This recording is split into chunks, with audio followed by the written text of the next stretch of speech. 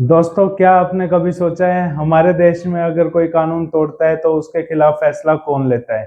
कौन डिसाइड करता है कि कौन सही है, कौन गलत है और किससे सजा मिलनी चाहिए? पिछली वीडियो में हमने जाना था भारत का शासन तंत्र। इस वीडियो में हम बात करेंगे भारत की न्यायपालिका के बारे में। नमस्कार दोस्तों, मैं आशीष आपका होस्ट एंड गाइड स्वागत करता हूं आपके अपने यूट्यूब चैनल सरकारी गुरुजी में। चलिए शुरू करते हैं। भारत की न्यायपालिका, इंडियन जुडिशरी। न्यायपालिका की संरचना। न्यायपालिका मुख्यतः 3 स्तर में डिवाइड हो रखी है। ठीक है, सबसे पहला स्तर है सुप्रीम कोर्ट। सुप्रीम कोर्ट, ठीक है। दूसरा है हाई कोर्ट और तीसरा है डिस्ट्रिक्ट कोर्ट। सुप्रीम कोर्ट, उच्च न्यायालय, हाई कोर्ट या जिला व उससे निचले स्तर के जो उनसे कोर्ट होते हैं। ये 3 जो उनसे कोर्ट है, ये हमको हमारे संविधान ने दिए हैं ताकि हर स्तर पर लोगों को न्याय मिल सके। मतलब कोई जिले लेवल के अंदर है, जो कोई भी किसी ने कानून तोड़ा है या फिर कोई न्याय मांग रहा है तो जिले स्तर पर ही उसका निवारण हो सके। अगर वहां नहीं हो रहा तो हाई कोर्ट पे जाए वो, और हाई कोर्ट पे नहीं हो रहा तो लास्ट ऑप्शन उसके पास सुप्रीम कोर्ट है। तो ये 3 लोग किसने दिए हैं हमको? संविधान ने दिए हैं, ताकि हर स्तर पर आम जनता के लोगों को न्याय मिल सके। ठीक है, तो सबसे पहले बात करेंगे हम सुप्रीम कोर्ट की। सुप्रीम कोर्ट ये देश की सबसे बड़ी कोर्ट है और ये कहाँ पे स्थित है? न्यू दिल्ली में, न्यू दिल्ली के अंदर। ठीक है, इसमें जो न्यायाधीशों की संख्या है वो कितनी है? वो 34 है। एक तो होते हैं CGI, CJI chief justice of India, कितने हैं? एक ही है। और प्लस में 33 अन्य न्यायाधीश हैं। टोटल संख्या कितनी है? 34 है सुप्रीम कोर्ट के अंदर न्यायाधीशों की। जो सबसे मुख्य प्रमुख है वो सीजेआई एक ही होता है। ठीक है, इसकी नियुक्ति कौन करता है? सीजेआई की नियुक्ति, सीजेआई की नियुक्ति करते हैं जो कॉलेजियम होते हैं। कॉलेजियम की सिफारिश पर राष्ट्रपति साइन करके एक सीजीआई डिसाइड करता है कि भी कौन बनेगा chief justice of India. Collegium क्या होते हैं? अन्य न्यायाधीश होते हैं, वो सारे मिलके एक चुनाव के अंदर एक व्यक्ति को चूज करते हैं कि भी इसको बनाना है हमको चीफ जस्टिस ऑफ इंडिया। ठीक है, ये जो है सुप्रीम कोर्ट की स्थापना, सुप्रीम कोर्ट के जज की योग्यता क्या होगी, ठीक है, और वो कौन कौन से फैसले ले सकता है, ये सारा क्या है? आर्टिकल 124 से 147।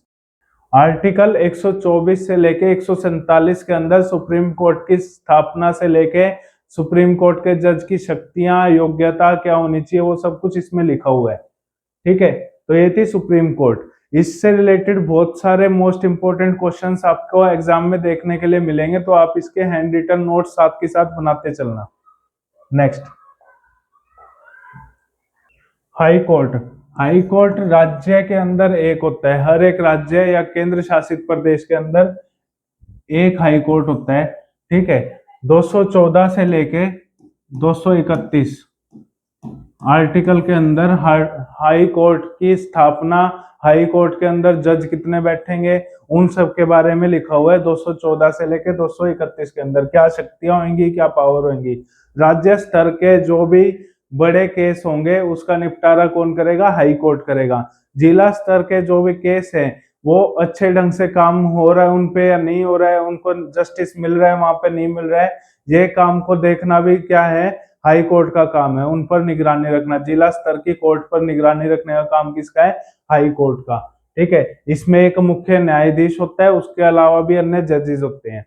जो मुख्य न्यायाधीश है उसकी नियुक्ति राष्ट्रपति ही करता है, लेकिन राज्यपाल और अन्य न्यायाधीशों की सलाह से। ठीक है, तो ये होगी हाई कोर्ट। जिला एवं सत्र न्यायालय, डिस्ट्रिक्ट एंड सेशन कोर्ट। इसके अंदर मेन जो डिस्ट्रिक्ट एंड सेशन जज होता है उसकी नियुक्ति कौन करता है? उसकी नियुक्ति करता है हाई कोर्ट का मुख्य जो न्यायाधीश है, वो चूज करते हैं इसको, लेकिन स्टेट गवर्नमेंट के प्रेफरेंस से, उनसे सलाह लेके फिर डिस्ट्रिक्ट और सेशन कोर्ट का जज डिसाइड होता है कि कौन बनेगा। इसके अलावा भी कई अन्य जज होते हैं वहां पे। जिला स्तर के जितने भी आपराधिक बड़े मामले होते हैं उनका निपटारा या फिर उन वो सारे कोर्ट के इस काम पे आते हैं सबसे पहले जिला कोर्ट के अंदर। ठीक है, जिला न्यायालय के अंदर जो फांसी की सजा दी जाती है वो सबसे पहले फांसी की सजा कहाँ दी जाती है, डिस्ट्रिक्ट कोर्ट के अंदर दी जाती है, और हाई कोर्ट उसकी पुष्टि करता है वो ठीक है या नहीं है। हाई कोर्ट ने भी अगर फांसी की सजा कंटिन्यू रखी है तो जो जिसको सजा सुनाई गई है वो सुप्रीम कोर्ट भी जा सकता है। सुप्रीम कोर्ट का फैसला आखिरी फैसला होता है, लेकिन फांसी की सजा सबसे पहले कहाँ दी जाती है, वो जिला न्यायालय, सेशन कोर्ट या डिस्ट्रिक्ट कोर्ट के अंदर।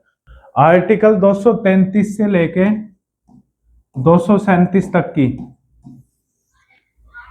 233 से 237 आर्टिकल के अंदर डिस्ट्रिक्ट कोर्ट और इससे निचली स्तर के जो कोर्ट हैं उनके जो मेन न्यायाधीश हैं उनकी नियुक्ति, उनकी योग्यता, उनके अधिकार के बारे में इस आर्टिकल के अंदर लिखा हुआ है। जिला कोर्ट के अलावा और भी अन्य निचले स्तर के न्यायालय होते हैं, जैसे कि श्रम न्यायालय, ठीक है, जो लेबर कोर्ट बोलते हैं जिसको हम, फैमिली कोर्ट होती है, ऐसे कई अन्य न्यायालय छोटे छोटे होते हैं, ठीक है, जिसमें उनसे रिलेटेड ही केस दर्ज किए जाते हैं। जैसे लेबर कोर्ट हो गया तो श्रम एवं रोजगार से रिलेटेड जो भी केसेस होंगे वो श्रम कोर्ट के अंदर होंगे, उसके बाद वो जिला कोर्ट में जाएंगे, फिर हाई कोर्ट में, फिर एट लास्ट अगर वो केस बहुत बड़ा हो जाता है तो सुप्रीम कोर्ट में, ठीक है। न्यायाधीशों की नियुक्ति मैंने आपको बता दी, supreme court plus high court, इन दोनों न्यायाधीशों की नियुक्ति कौन करता है, राष्ट्रपति, कोलेजियम की सिफारिश पर। कोलेजियम मैंने बताया अन्य न्यायाधीशों की सिफारिश पर राष्ट्रपति हस्ताक्षर करके सुप्रीम कोर्ट का जज डिसाइड करते हैं, और हाई कोर्ट का जज की भी कौन होगा नियुक्ति किसके द्वारा की जाती है, राष्ट्रपति के द्वारा की जाती है। और डिस्ट्रिक्ट कोर्ट के जो जज होते हैं उनकी नियुक्ति कौन करता है, उनकी नियुक्ति की जाती है हाई कोर्ट के जज के द्वारा। हाई कोर्ट का जो जज है वो स्टेट गवर्नमेंट से सलाह लेके उसके बाद डिस्ट्रिक्ट कोर्ट के जज को नियुक्त करता है, ठीक है। अगर आपको वीडियो पसंद आ रही है तो प्लीज चैनल को सब्सक्राइब कर लेना और इस वीडियो को लाइक कर देना।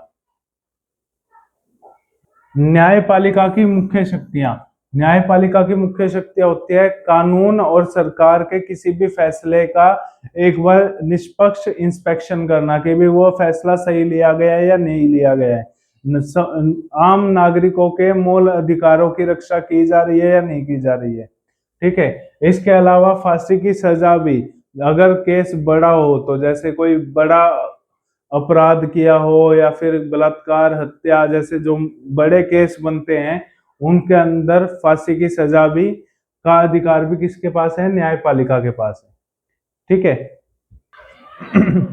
मृत्युदंड व दया याचिका, फांसी की सजा कौन दे सकता है, वो दे सकता है सेशन जज, सत्र न्यायाधीश।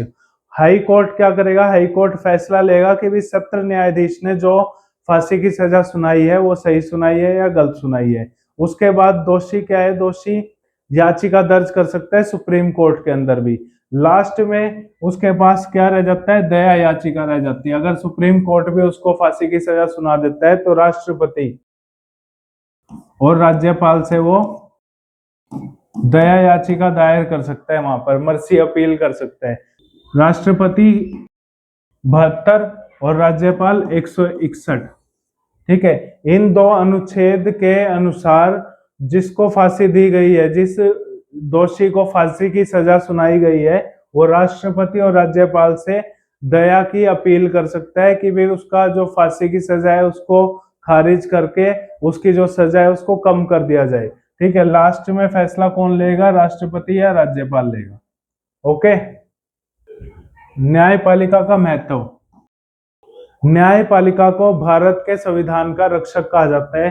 भारत के संविधान का नियमानुसार पालन किया जा रहा है या नहीं किया जा रहा है वो न्यायपालिका देखती है, उस पर निगरानी रखती है।